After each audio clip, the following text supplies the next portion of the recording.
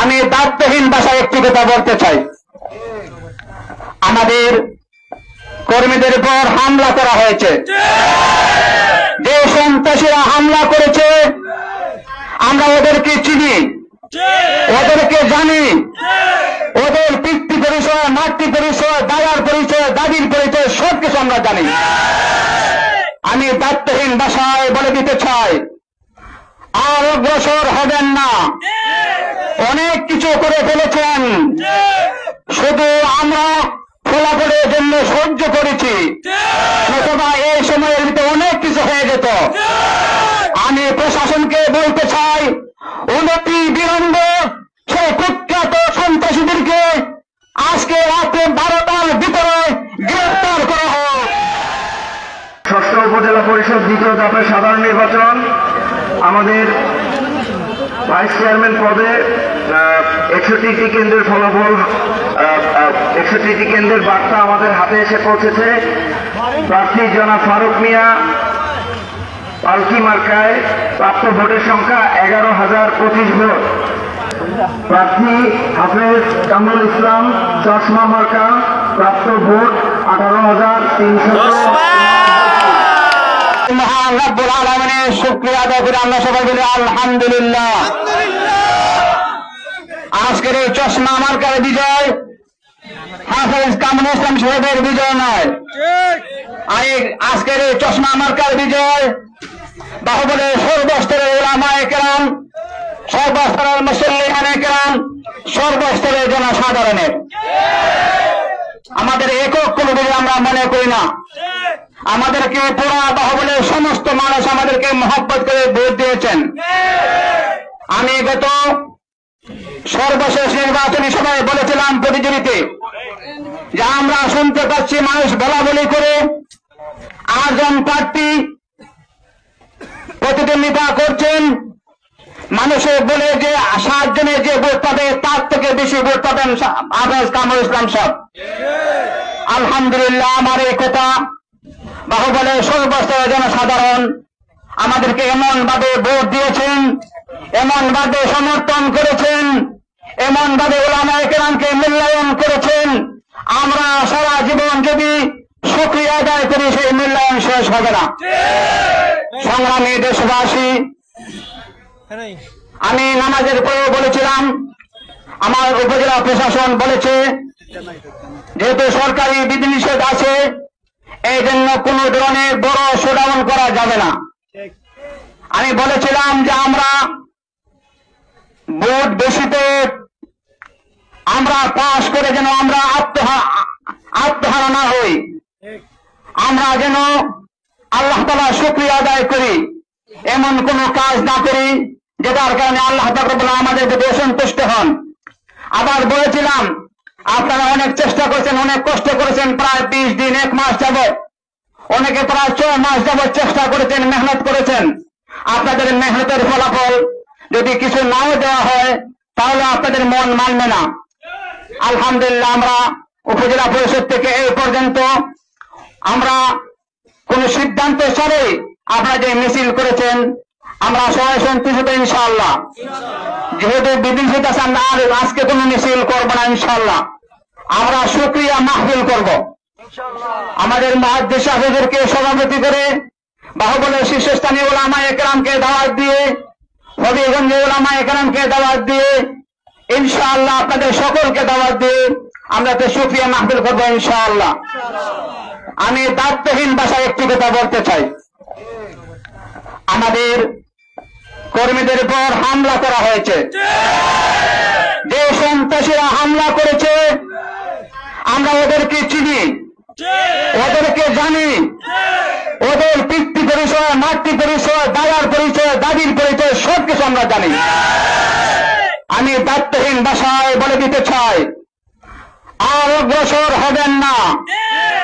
অনেক কিছু করে ফেলেছেন, শুধু আমরা ফলাফলের জন্য সহ্য করেছি, অথবা এই সময়ের ভিতরে অনেক কিছু হয়ে যেত।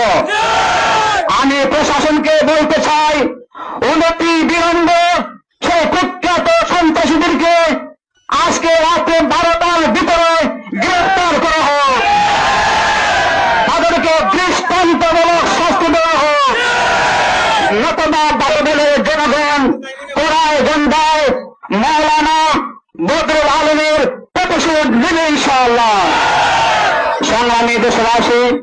আমি ফেসবুকে বলেছি, এখনো বলছি, ইসলাম শান্তির ধর্ম, ইসলাম সহিংসতাকে কখনো কখনো বিশ্বাস করে না। তাই আমরা সহ্য করেছি, আমরা ধৈর্য করেছি, পরিচয় দিয়েছি, অতি ধৈর্য পরিচয় দিয়েছি। আমরা দেখতেছি ইনশাল্লাহ প্রশাসন কি করে, দেশবাসী কি করে। যদি সঠিক কিছু না হয়, আমরা উন্নতি বিলম্বে বাহুবলের সর্বস্তরের মানুষকে একত্রিত করে তার জবাব দেওয়ার জন্য আমরা প্রস্তুত আছি ইনশাআল্লাহ। সংগ্রামী দেশবাসী,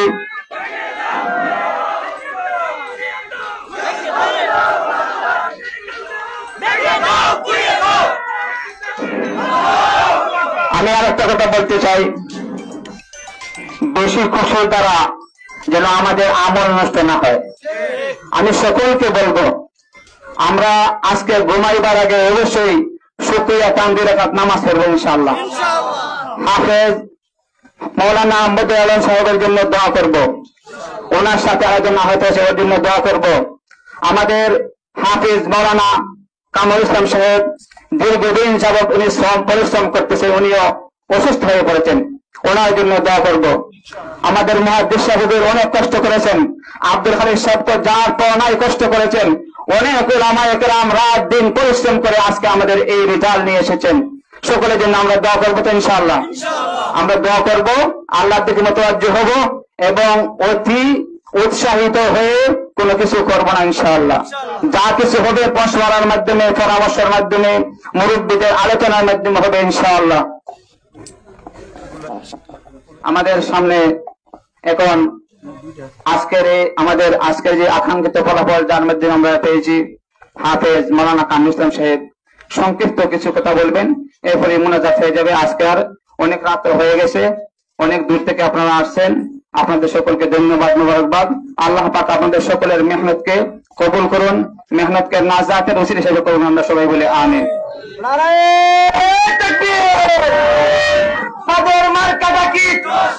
আরো জুড়ে জুড়ে মহাপুর সাহেব, মানুষ সাহেব, আব্দুল কাদের, বকুল সাহেব, জাফর সাহেব, তামিল সাহেব, মক্কা টাকি, আরো জুড়ে নারায়ণ তাকবীর।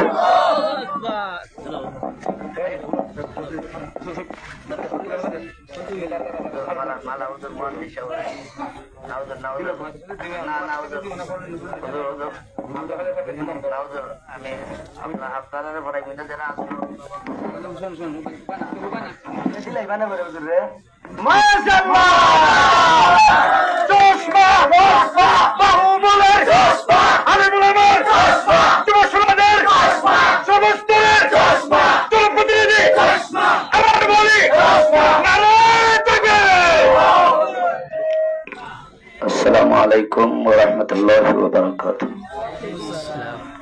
أعوذ بالله من الشيطان الرجيم.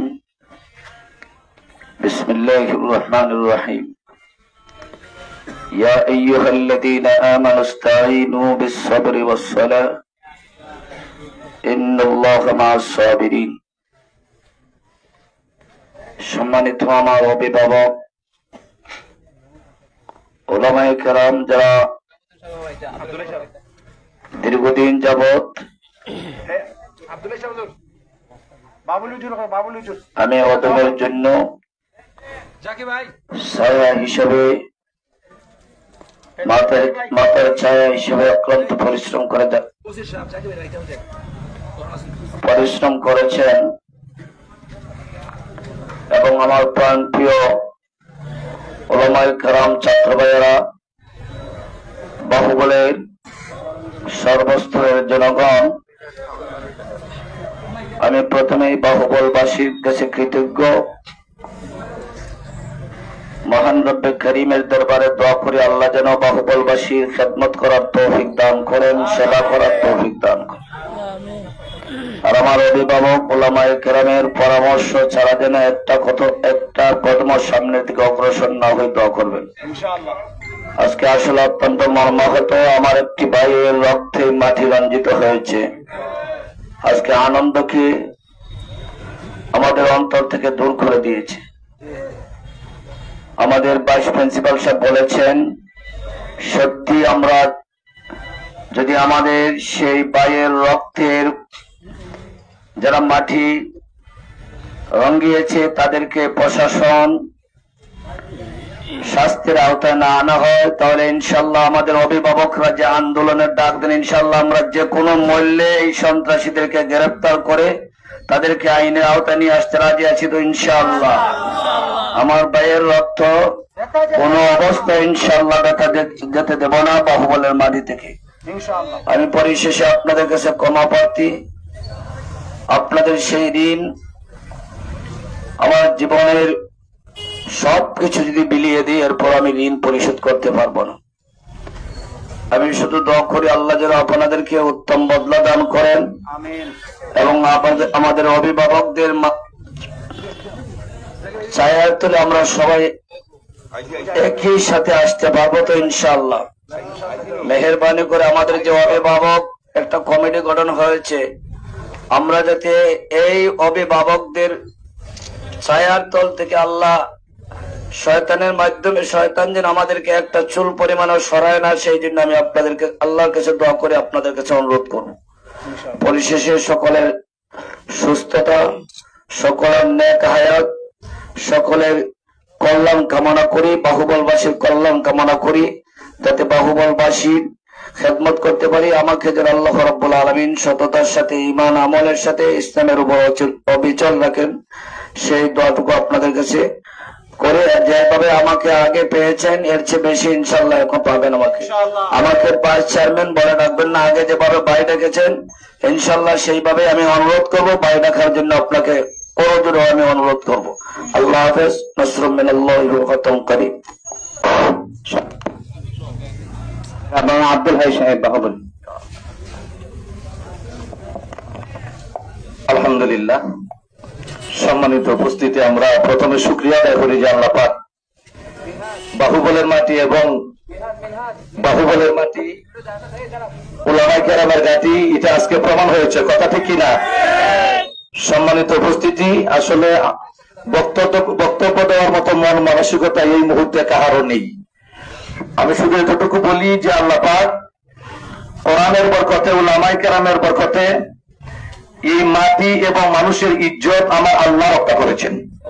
এই জন্য আমরা আবারও শুকরিয়া জ্ঞাপন করছি আলহামদুলিল্লাহ। সাথে সাথে যারা পরিশ্রম করেছেন, কষ্ট করেছেন, আমরা আপনাদেরকে আন্তরিক মোবারকবাদ জানাই। আপনারা আমাদের সাথে আছেন, আমরা আপনাদের সাথে থাকবো ইনশাআল্লাহ। দ্বিতীয় কথা হচ্ছে, আমার ভাই মাওলানা বদরুল ইসলাম সাহেব আক্রান্ত হয়েছেন। উলামায়ে কেরাম যা সিদ্ধান্ত দেন তাই হবে। আমরা ব্যক্তিগতভাবে কেউ কোনো সিদ্ধান্ত নিবেন না। সাথে সাথে উনি যে আক্রান্ত হয়েছেন ওনার অবস্থা খুবই করুন।